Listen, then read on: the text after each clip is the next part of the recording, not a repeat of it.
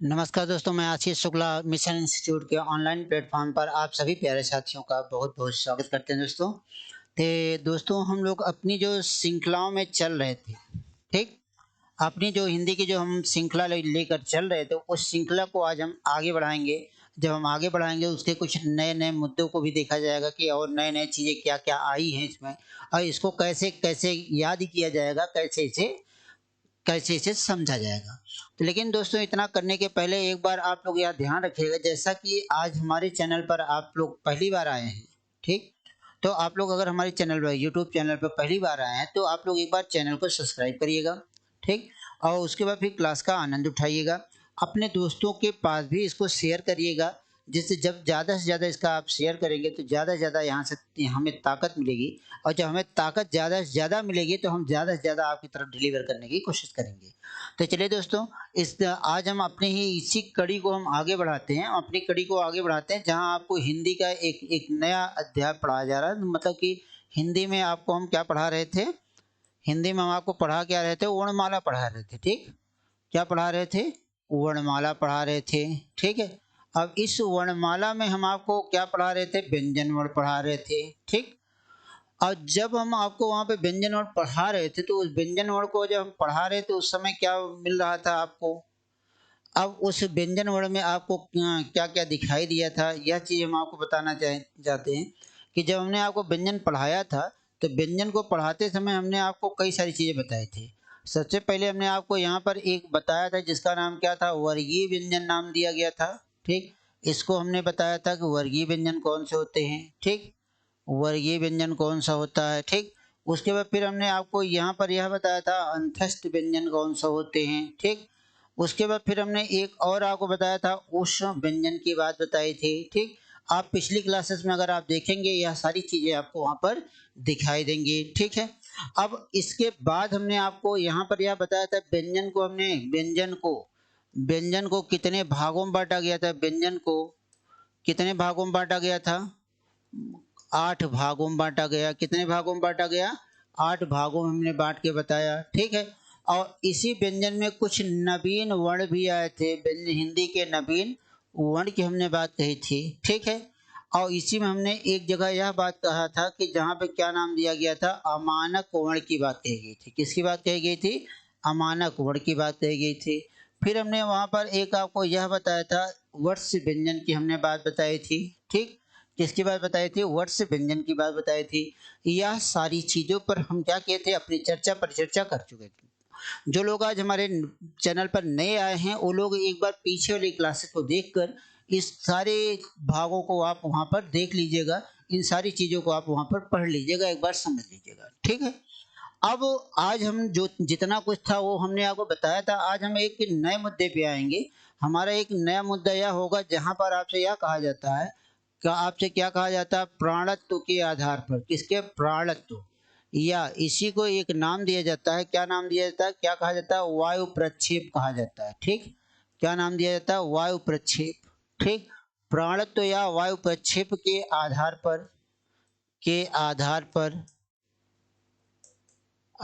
पर क्या देखा जाएगा? वर्ण के भेद देखे जाएँगे। किसके भेद देखे जाएँगे? वर्ण के भेद देखे जाएँगे, ठीक? किसके भेद देखे जाएँगे? वर्ण के भेद, ठीक? अब मित्र यहाँ पर यह ध्यान रखिएगा, हमने यहाँ पर एक शब्द लिखा प्राणत्व, ठीक है? इस प्राणत्व को प्राणत्व ना करके इसे हम क्या नाम दे देते हैं? प्राण भी नाम दे देते हैं। क्या नाम दे देते हैं? प्राण नाम दे देते हैं, ठीक है? जैसे कि प्राणत्व के आधार पर या प्राण के आधार पर जब आपसे पूछा जाए कि स्वरवर्ण के कितने भेद होते हैं, ठीक है? या वर्ण के कितने भेद होते हैं, तो वर्ण के कितने भेद होते हैं मित्र?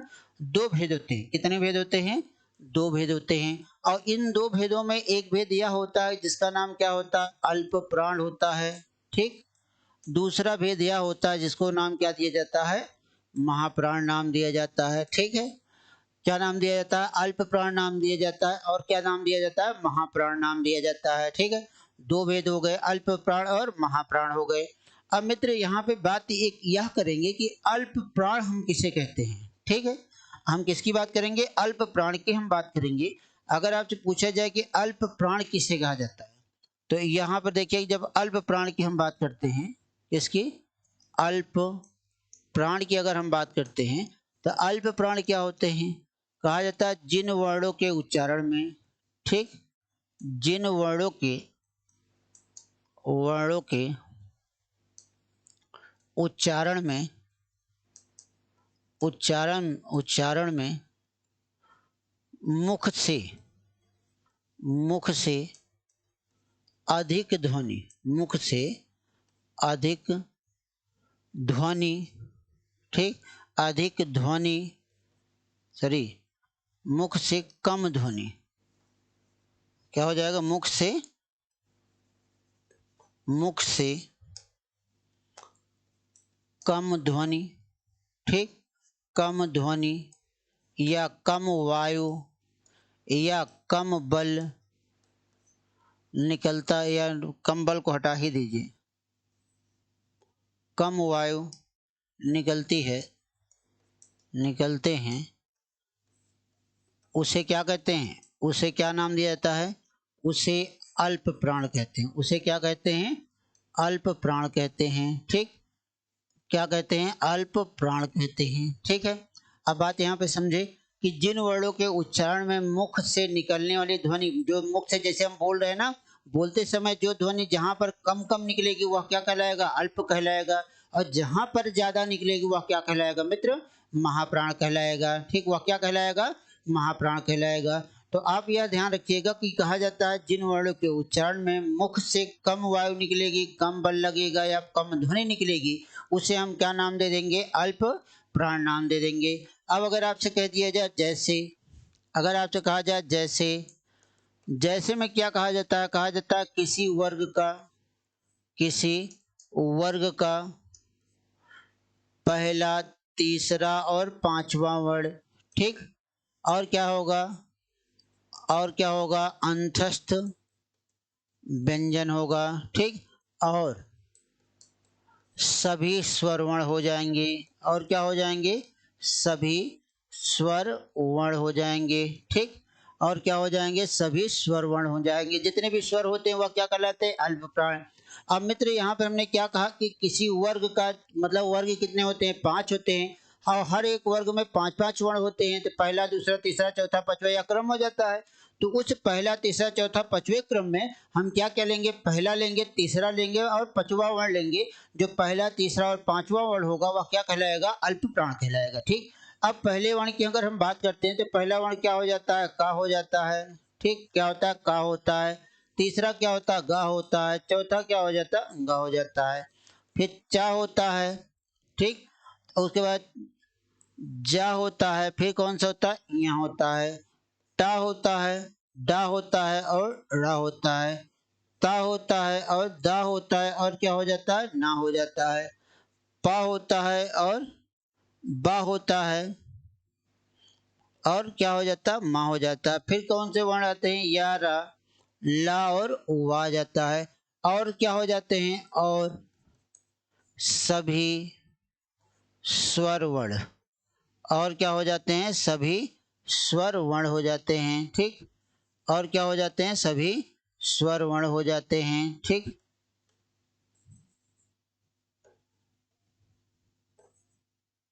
और सभी स्वर वर्ण, ठीक, और क्या हो जाते हैं? सभी स्वर वर्ण हो जाते हैं, ठीक है।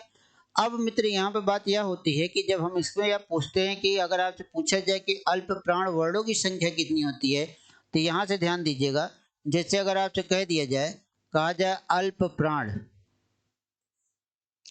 क्या कहा जाए? अल्प प्राण वर्णों की संख्या कितनी होती है? अल्प प्राण वर्णों की संख्या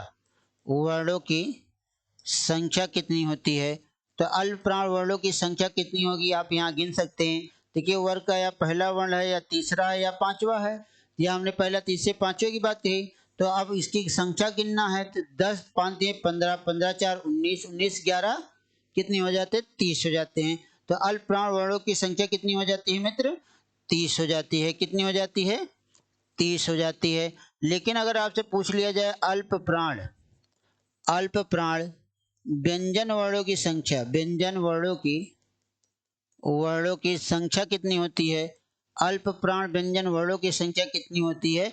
30 में एक आप 11 घटा देंगे, क्या बच जाएगा? 19 बच जाएगा। ठीक है, तो यह हमारा क्या हो गया? अल्प प्राण की बात हो गई। अब हम इसके आगे बढ़ते हैं। इसके आगे जब हम बढ़ते हैं तो हमें क्या मिलता है? महाप्राण मिलते हैं। ठीक, क्या मिलता है हमें? महाप्राण मिलता है। ठीक है, अब अगर आपसे पूछा जाए कि महाप्राण वर्ण किसे कहा जाता है, क्या कहा जाएगा? महाप्राण। ठीक, महाप्राण वर्ण किसे कहते हैं? तो इसमें ध्यान रखिए, इसमें केवल और केवल व्यंजन आएगा, इसमें स्वर वर्ण नहीं होगा। ठीक है, अब देखिए महाप्राण वर्ण कौन कौन से होते हैं? कहा जाता है किसी वर्ग, सॉरी, महाप्राण किसे कहता है? कहा जाता है जिन व्यंजन वर्णों के उच्चारण में, ठीक, जिन व्यंजन वर्णों के उच्चारण में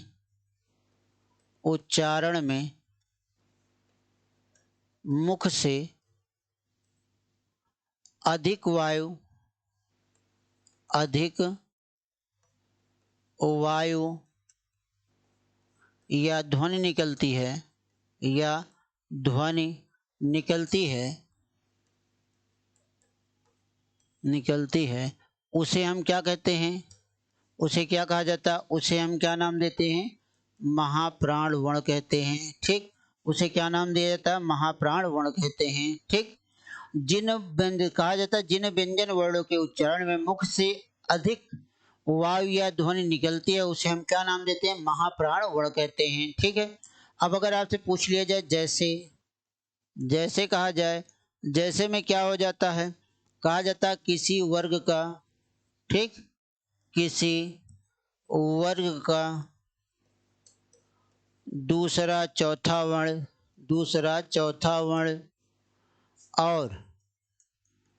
और क्या हो जाएगा? ऊष्म व्यंजन की बात हो जाती है। किसकी बात हो जाती है?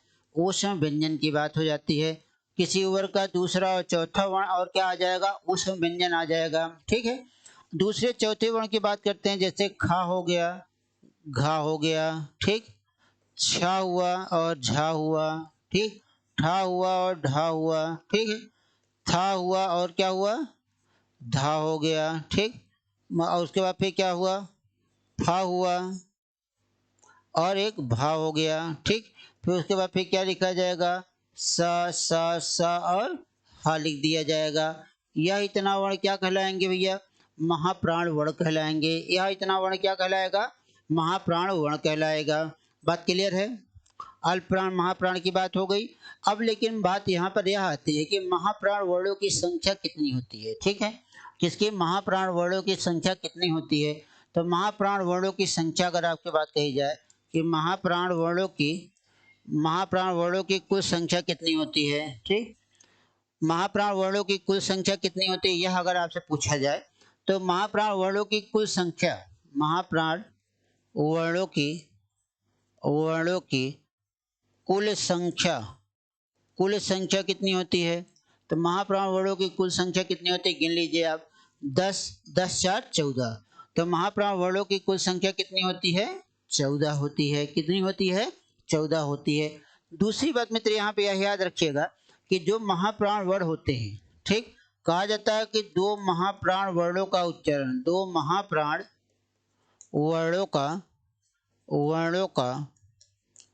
वर्णों का उच्चारण एक साथ नहीं किया जाता,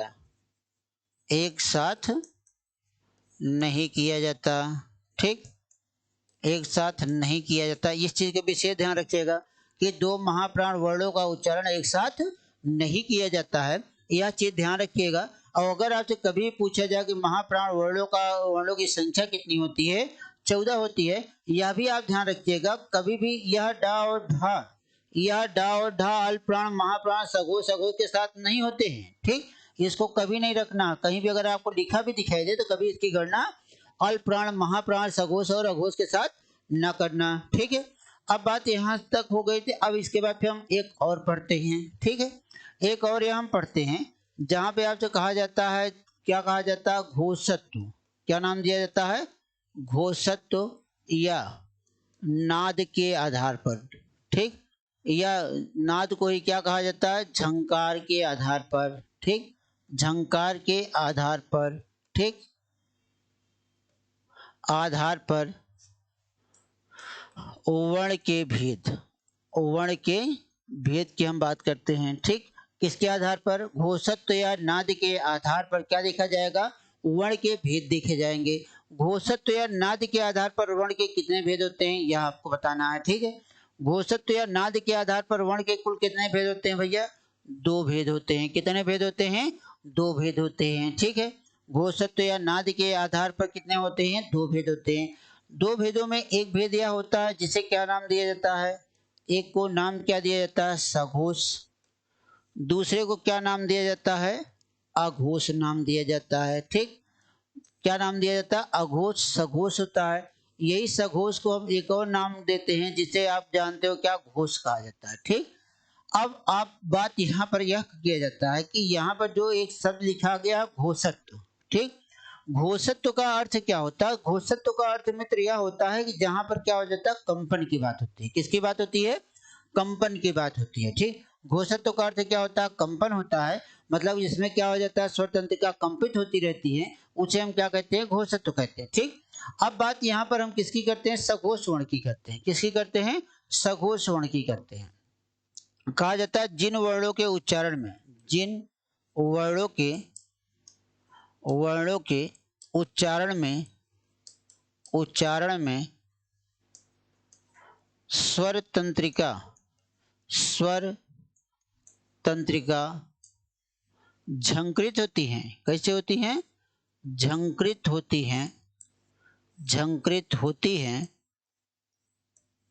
उसे क्या कहते हैं? उसे सघोष वर्ण कहते हैं। उसे क्या कहते हैं हम? उसे क्या नाम दिया जाता है? सघोष वर्ण कहते हैं, ठीक। सघोष वर्ण कहते हैं, ठीक है। अब देखिए, अब हमने यहाँ पे लिखा है जिन वर्णों मतलब क्या हो जाता है? जहाँ स्वर और व्यंजन दोनों का मिला हुआ रूप आएगा, ठीक है। तो जिन वर्णों के उच्चारण में क्या हो जाता है? स्वर तंत्रिका झंकृत होती है, उसे हम क्या कहते हैं? सघोष वर्ण कहते हैं, ठीक। अब बात यहाँ पे जब सघोष वर्ण की हो गई तो अब इसमें कहा जाता है जैसे। अगर आपसे हम कहते हैं जैसे, क्या कहते हैं? जैसे की हम बात करते हैं तो जैसे कहते हैं क्या हो जाएगा? कहा जाता है किसी वर्ग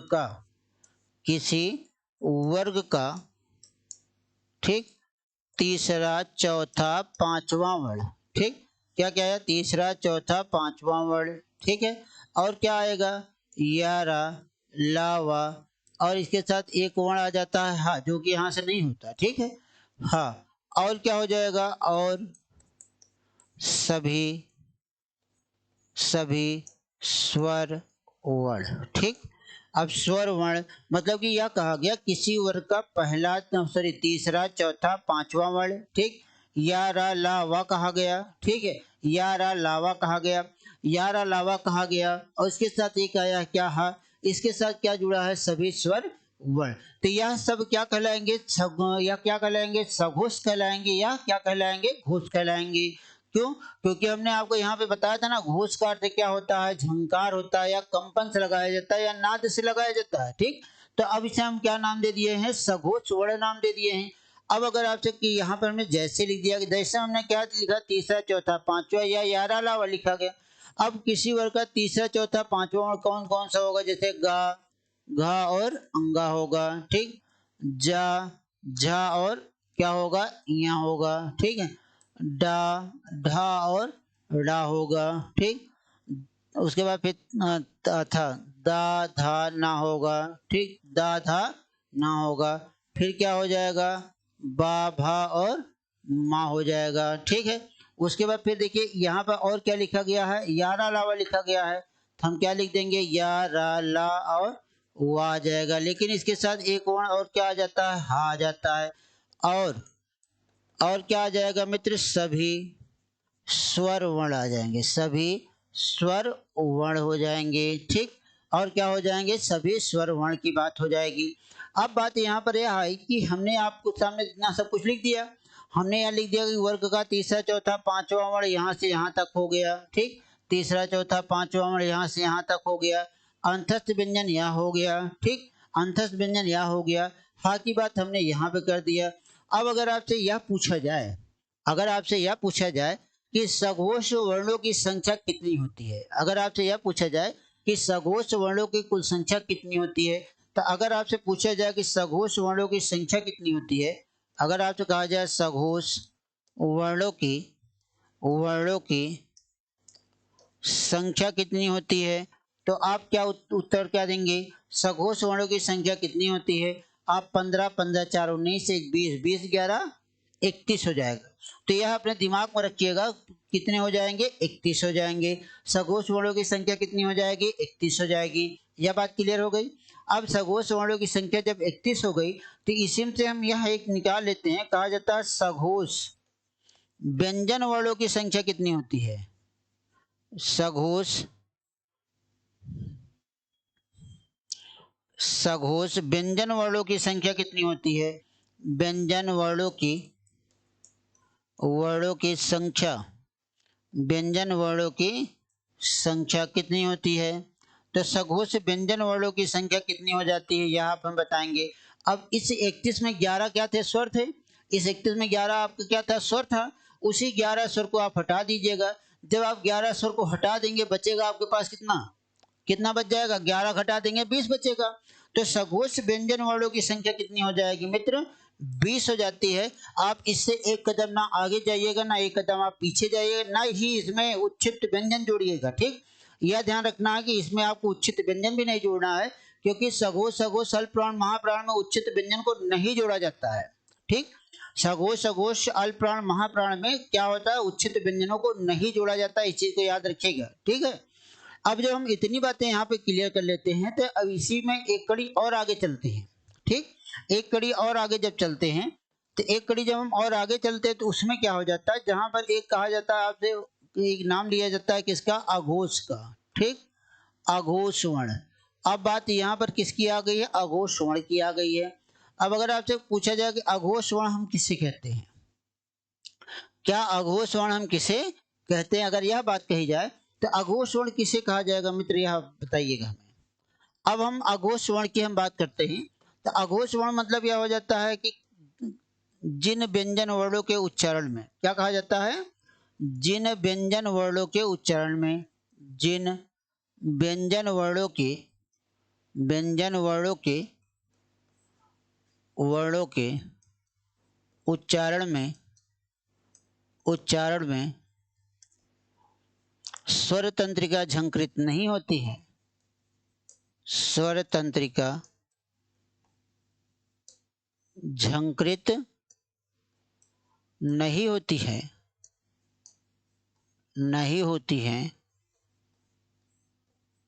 उसे हम क्या कहते हैं? उसे क्या नाम दिया जाता है? अघोष वर्ण कहते हैं। ठीक, उसे क्या कहते हैं हम?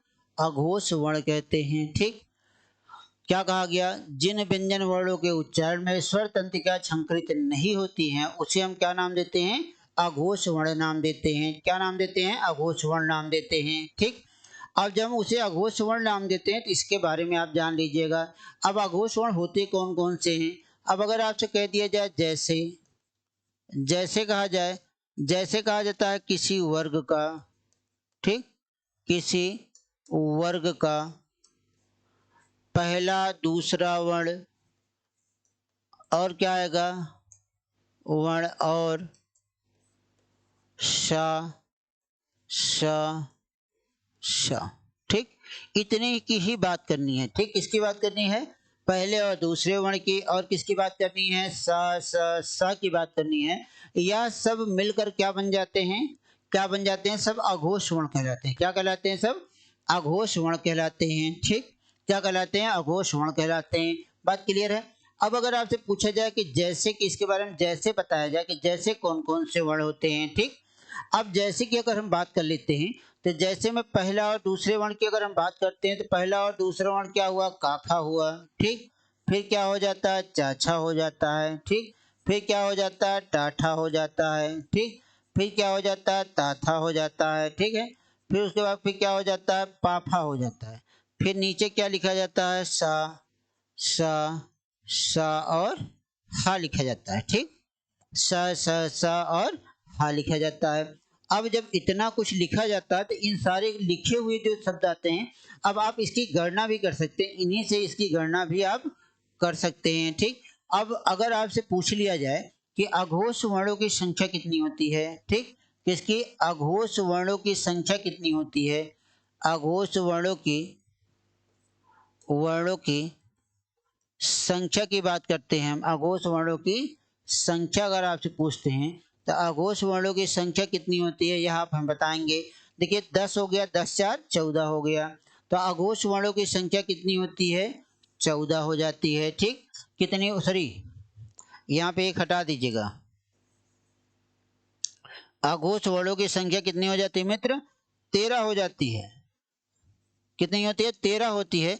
हमने 13 आपको क्यों बताया, क्योंकि इसके पहले हम आपको यहाँ पे बता चुके थे कि ये हा कहाँ चला आता है, यहाँ सघोष में चला आता है, तो हम इसे अघोष में कहाँ से जोड़ेंगे, इसे हम अघोष में कहीं जोड़ ही नहीं सकते हैं। ठीक, इसे हम अघोष में कहीं जोड़ ही नहीं सकते हैं। तो अब यह ध्यान रखिएगा, जब आपसे पूछा जाए अघोष में ध्यान रखिएगा केवल और केवल कौन आते हैं, अघोष वर्णों में केवल और केवल व्यंजन वर्ण आते हैं। ठीक, क्या आते हैं, केवल और केवल व्यंजन वर्ण आते हैं। ठीक है, और जब हम सघोष की हम बात करते हैं तो सघोष में यह हो जाता है कि जहां पर स्वर और व्यंजन दोनों आते हैं। तो यहाँ पे आप देखिए, जैसे हमने लिखा किसी वर्ग का तीसरा चौथा पांचवा वर्ण, 11 अलावा ह लिखा गया, लेकिन ध्यान दीजिएगा यहाँ पे हमने क्या लिख दिया है, सभी स्वर लिख दिया है। जितने भी स्वर होते हैं वह सब क्या हो जाते हैं, जितने भी स्वर होते हैं वह सब क्या हो जाते हैं, सब क्या कहलाते हैं, सघोष कहलाते हैं। और जितने भी स्वर होते हैं वह क्या कहलाते हैं, अल्प प्राण कहलाते हैं। जितने भी स्वर होते हैं वह क्या कहलाते हैं, अल्प प्राण कहलाते हैं।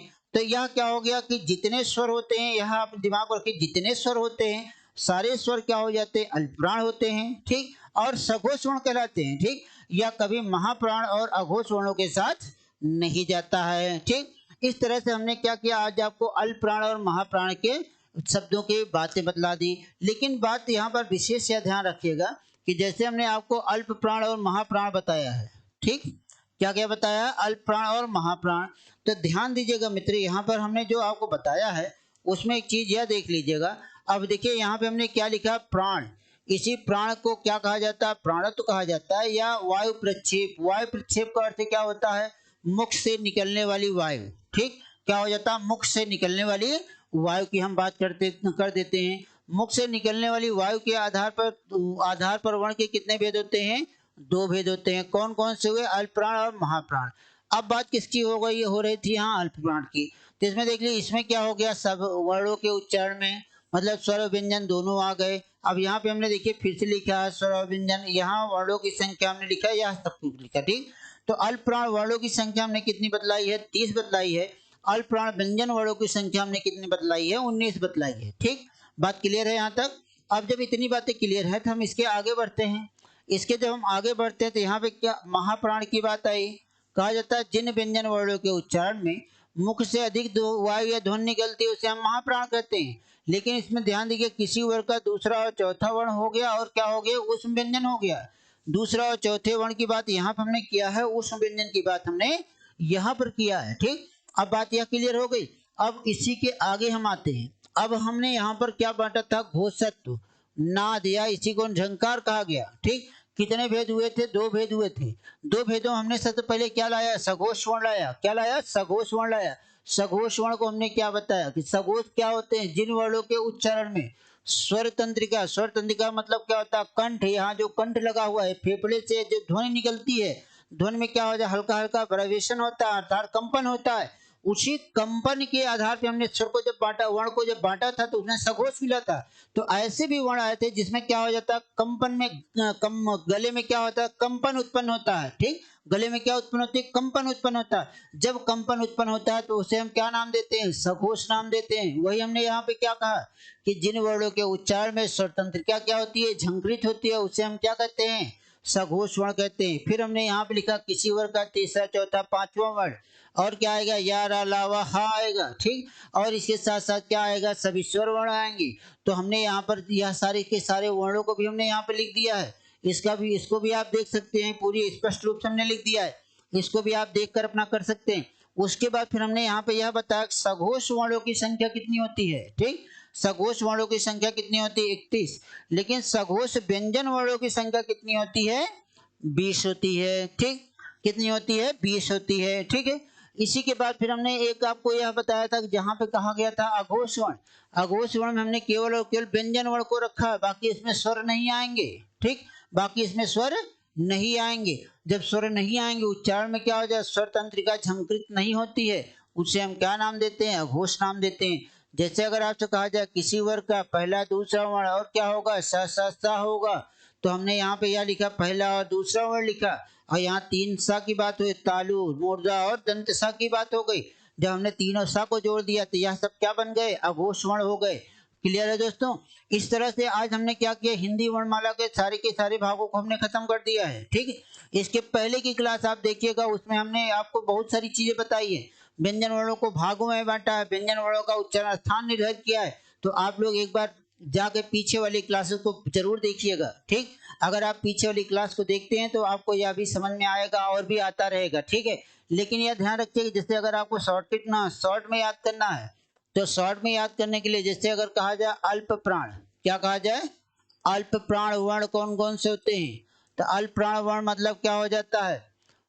पहला, तीसरा और पांचवा वर्ण, और क्या होगा? अंतस्थ वर्ण होगा, और क्या होगा? सभी स्वर वर्ण होंगे, और क्या हो जाएंगे? सभी स्वर वर्ण हो जाएंगे। ठीक, या क्या हो जाएंगे? अल्पप्राण हो जाएंगे। लेकिन उसके बाद फिर जैसे अगर आपसे कह दिया जाए महाप्राण की बात कही जाए, ठीक, किसकी? महाप्राण वर्ण की बात कही जाए, तो महाप्राण वर्ण क्या होंगे? 2 और 4 होंगे, और क्या हो जाएगा? ऊष्म व्यंजन हो जाएगा, और क्या हो जाएगा? ऊष्म व्यंजन हो जाएगा। उसके बाद अगर आपसे कह दिया जाए सघोष, क्या कहा जाए? सघोष वर्ण कौन कौन से होते हैं? वर्ग का क्या हो जाएगा? वर्ग का तीसरा, चौथा और पांचवा वर्ण होगा, और इसके साथ क्या होगा? अंतस्थ व्यंजन होगा, अंतस्थ व्यंजन होंगे। ठीक, अब इस अंतस्थ व्यंजन के साथ एक क्या जोड़ा जाएगा? हा जोड़ा जाएगा, और क्या होंगे? सभी स्वर वर्ण होगा। ठीक, सभी क्या होगा? स्वर वर्ण होंगे। ठीक, अब इसके बाद फिर एक आ जाता है अघोष वर्ण, क्या हो जाते हैं? अघोष वर्ण। ठीक, अघोष वर्ण की अगर हम बात करते हैं तो यहाँ पे क्या हो जाता है? पहला दूसरा हो जाता है, और इसके साथ क्या आता है? सा आ जाते। ठीक, हमने यहाँ पर इसे ऊष्म व्यंजन क्यों नहीं कहा, यह भी आप जानिएगा। ऊष्म व्यंजन इसलिए नहीं कहा क्योंकि हा का उच्चारण कहाँ चला गया? सघोष के साथ चला गया है, और इसलिए हमने यहाँ पे क्या लिखा? स लिख दिया, हा नहीं लिखा। ठीक, तो इस तरह से क्या हो जाता है? आज आपका व्यंजन वर्ग पूरा कंप्लीट हो जाता है मित्र। अब आप इन सारी क्लासेस को बड़े धैर्य के साथ, बड़े आराम से, बड़े इत्मीनान के साथ बैठकर देखिएगा। और दूसरी चीज यह ध्यान रखिएगा, जो लोग हमारे साथ नए जुड़े हुए हैं, आज हमारे चैनल पर नए आए हैं, ठीक, वो लोग एक बार चैनल को सब्सक्राइब जरूर कर लेंगे। अगर सब्सक्राइब किए रहेंगे तो जैसे ही हमारी नेक्स्ट वीडियो जाएगी, अगली क्लास जाएगी, तो उनको उसकी उस क्लास का नोटिफिकेशन उनको तत्काल मिल जाएगा। ठीक, और जब नोटिफिकेशन मिल जाएगा तो क्लास को अच्छे ढंग से देख सकते हैं। और मित्र एक बात, आप लोग एक बार मिशन इंस्टीट्यूट के वेबसाइट पर जाकर विजिट जरूर करें। अगर आप मिशन इंस्टीट्यूट की वेबसाइट पर जाते हैं, विजिट करते हैं, तो वहाँ से आपको बहुत सारे तथ्य देखने को मिलेंगे। और आप तो यह जानते ही हैं कि मिशन इंस्टीट्यूट हमारी बहुत बहुत पुरानी संस्था है, जो कि बहुत सारे सिलेक्शन दे चुकी है। ठीक, तो एक बार इस विश्वास के साथ आप लोग आइए। आप लोगों के हित में ही क्या हुआ कि मिशन इंस्टीट्यूट ने अपना एक निःशुल्क ऑनलाइन क्लास पूरी की पूरी सारी क्लासेस, मतलब कि सारी क्लासेस, हिंदी, मैथ, हिंदी, गणित, रीजनिंग, ठीक, और सामान्य ज्ञान या जो जीएस का जो भाग होता है, इन सारी क्लासेस को क्या किया? फ्री ऑफ कास्ट आपके सामने रख रहा है। आप लोग इस सारी क्लासेस को देखिए। जो लोग नए चैनल पर जुड़ रहे हैं, वो लोग हमारे चैनल को सब्सक्राइब करें, और अपने दोस्त यारों के मध्य भी इसका साझा करें। तो चलिए दोस्तों, आज की क्लास बस यहीं पर होती है। अगले नेक्स्ट हम वीडियो लेके आएंगे। कल की क्लास, अगले जो कल होगी क्लास, वो कल होगी। तब तक के लिए आप सभी लोगों को बहुत बहुत धन्यवाद। नमस्कार, जय हिंद, जय भारत।